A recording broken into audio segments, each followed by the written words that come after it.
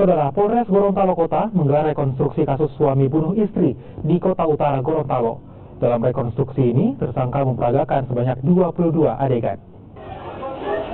Sebanyak 22 adegan diperagakan oleh Oyong Tongkono, tersangka yang membunuh istrinya Rosita Hulalata di sebuah salon di Kota Gorontalo. Dari rekonstruksi yang digelar di lokasi kejadian, polisi menemukan fakta baru di mana korban meninggal akibat 5 tusukan di bagian tubuhnya menggunakan badik. Rekonstruksi ini juga memperlihatkan tersangka mendatangi istrinya di salon hingga terjadi cekcok. Sebelumnya tersangka nekat membunuh karena sang istri menolak untuk berhenti bekerja di salon. Kenapa tidak ke belakang? Tunggu. Dan meninggal dunia di lokasi tersebut.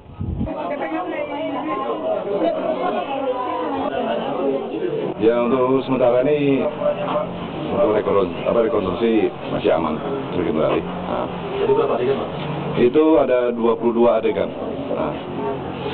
Ada fakta-fakta baru?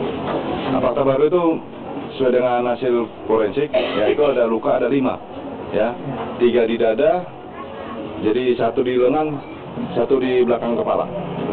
Tempat ini senjata tajam kan sudah dibawa dari luar. Apa mungkin ada motif dari sana? Nah, itu bisa juga. Tapi menurut pengakuan dari tersangka itu dia habis dia mencari istrinya, dia itu mau ke gunung. Gitu.